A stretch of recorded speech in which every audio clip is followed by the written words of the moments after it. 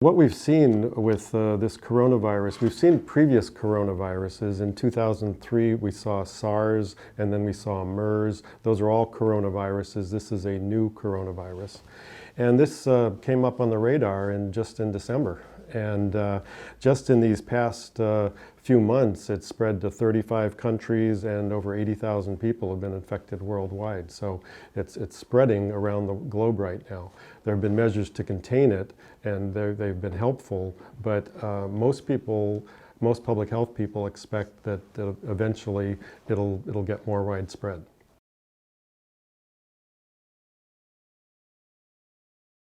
They believe it started in bats in these animal markets that they have in China, where the animals interact with the people and then the viruses mutate, and then that's how you get a new strain.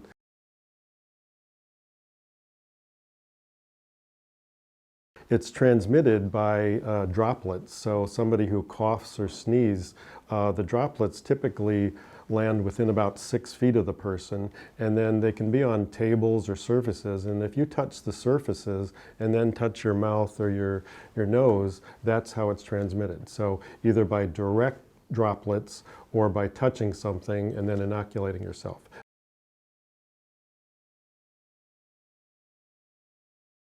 To prevent that, you not be around coughing people. You wash your hands for 20 seconds frequently. Hand washing has been shown to decrease the risk of, in the SARS epidemic, it decreased the risk of transmission by 30 to 50%.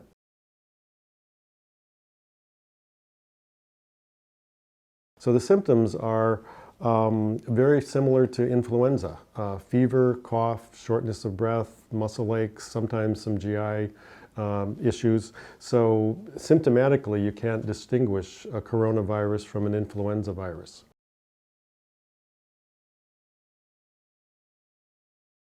If you haven't traveled to one of the highly affected countries, it's very, very unlikely that this is coronavirus. So take a deep breath and don't panic.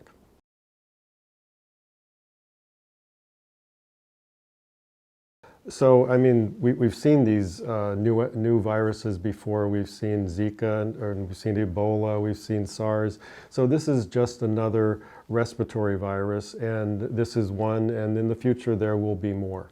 So what happens is when people are familiar with something, they don't panic as much. For instance, influenza.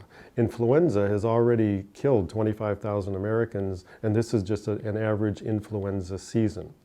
So what people are afraid of is the unknown. So we have a new virus. We're learning more about it. We don't know everything about it just yet. And so that, when you have an epidemic of a virus, it follows very quickly an epidemic of fear. And so the public health people have to manage both epidemics simultaneously. And the way to do that is to educate everybody how it's transmitted, what the symptoms are, what we can do about it, and then everybody take a deep breath and not panic.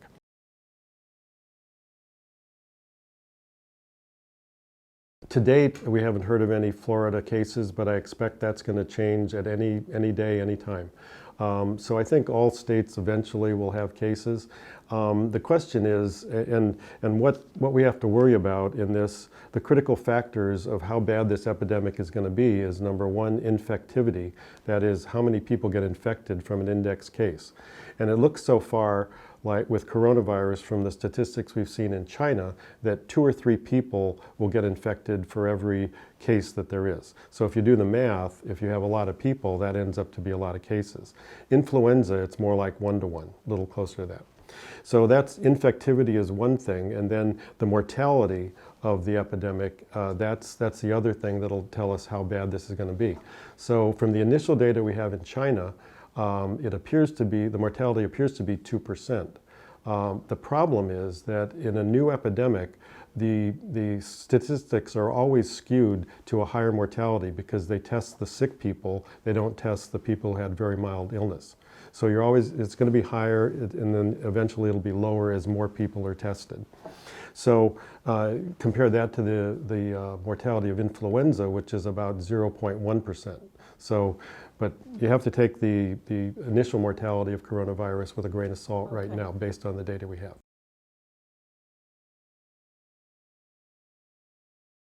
So you're infected with a respiratory virus, whether it's coronavirus or influenza virus, and there's no specific antiviral treatment available now. There is one medicine called remdesivir, and they're doing clinical trials with it right now up in Nebraska and a few other places. But we don't have any specific treatment for coronavirus right now. So the treatment is what's called supportive. We make people feel better. If they really get a bad pneumonia, we put them on a respirator to help them breathe. But there's no, other than a supportive treatment, that's all we have right now.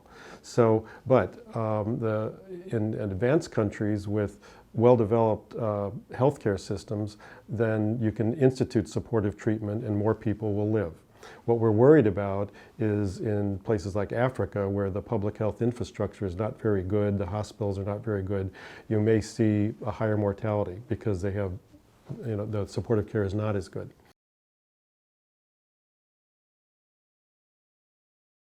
The diagnosis, right now, CDC is the only body that has the test kits that are available, and they've distributed those to some state health departments.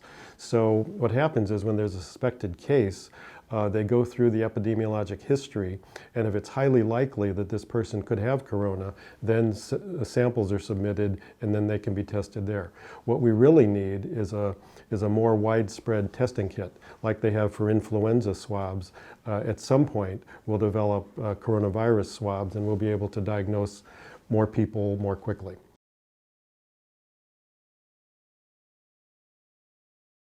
How do you prepare? What do you prepare for? So the question is, if our community were to be heavily involved with a lot of cases, what you want to do is not be out and about in public places, especially around coughing people. So you'd probably want to stay home as much as you can. You'd probably want to not go to work if you're sick, for sure. You'd probably not want to travel unless you absolutely had to travel. And then if there was a widespread epidemic in a community, the recommendations are to have enough prescriptions for 30 days, enough supplies, food, diapers, dog food, whatever else you need, to allow yourself to stay in place. If you stay in your house and you're not exposed to other people, you won't get it. As simple as that. So if you can sequester yourself, if there is a widespread epidemic, then that's what you're preparing for.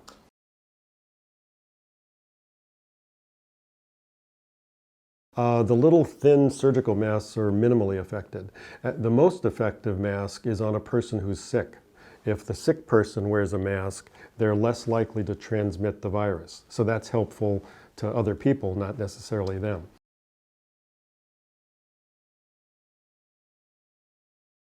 So to protect yourself, the most effective mask is what's called an N95 mask. That's a very dense mask. You wear it tightly around your nose and your mouth. It's very hard to breathe through. It's hard to wear for a long period of time, but it also will prevent the droplets that could contaminate you. So an N95 mask is the standard thing if you want to have a mask for yourself.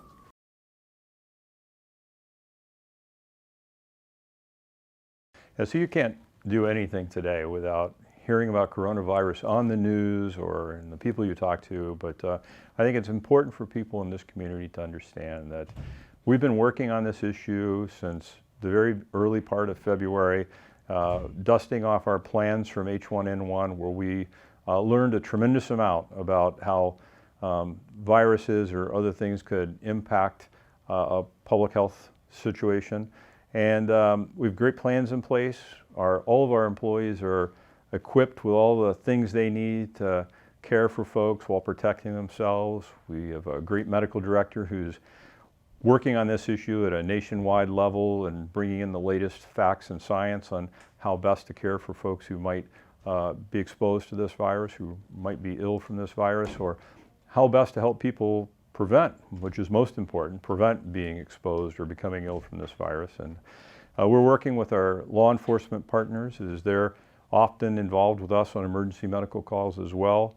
And we're working with our dispatch center, who has just instituted brand new software in the dispatch center that helps them screen those calls that are coming into 911 to see if we can pick up any signs that somebody might have had an exposure or might be having signs of illness that are similar to the virus, so we can alert responders before they even get to the house.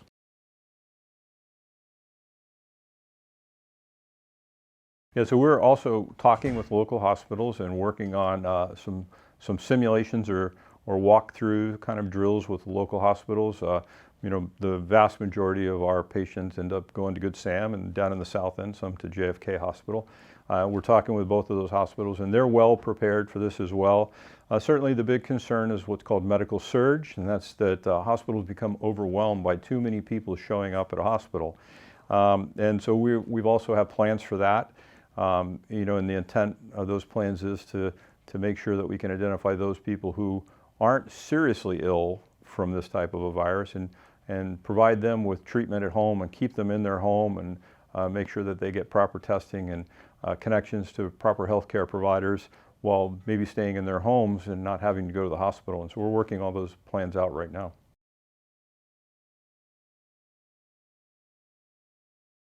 I'm not worried. I'm realistic about it, though. I do think we will see cases in Florida. I do think we may even see cases here in Palm Beach. But our healthcare system is very different than what the Chinese have. And we are very proactive here. We have the CDC. We have the National Institute of Health. I mean, we're really on top of things in this country. So there are already procedures and protocols in place in the health departments, at the CDC, at local hospitals to contain it. That didn't happen in China. That will happen here. And so I don't feel that we are going to see the same result as what you saw in China. So that being said, I think just be realistic.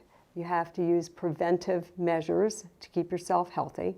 And if you are sick, you need to self-isolate so that you're not spreading it. And that goes for the flu too, not just coronavirus.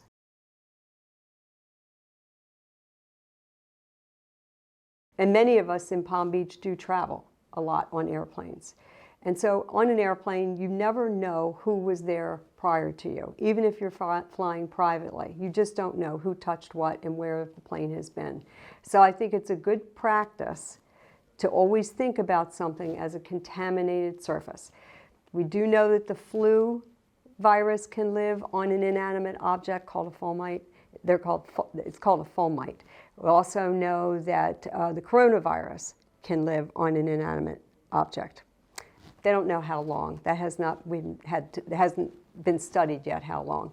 But let's just say I'm on a plane and I touch my tray table or I touch the arms of my seat and it is contaminated. And now I touch my nose or my mouth or my eyes. I've now transmitted that virus to a mucous membrane, and chances are I may now have the flu or coronavirus. So it's extremely important to think about all surfaces like that where you don't know where it has been or who has touched it, to think about the fact that it could be contaminated. Just don't touch your face. And what I do, I use 70% isopropyl alcohol when I'm on a plane, and I do clean off the table. I clean off what I'm touching here.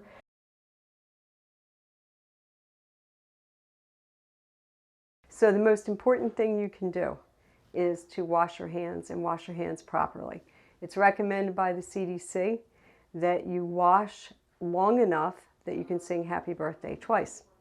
But it's also important the way you lather up your hands and getting the soap under your nails. So I'm going to show you exactly how to do it properly. And just remember, consider all surfaces contaminated. It doesn't matter if the water is hot or the water is cold.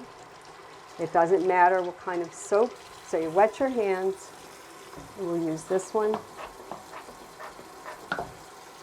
And what you want to make sure you do is to get the soap under your nails.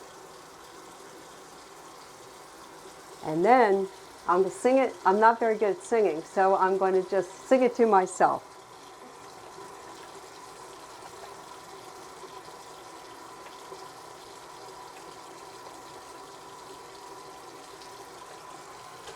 and then rinse.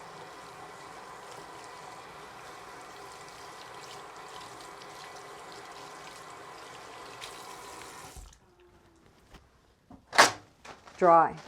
Now you notice that I did this with my arm because that could be a contaminated surface. If we didn't have this kind of a device, you'd want to use paper towel to turn it off. That's it.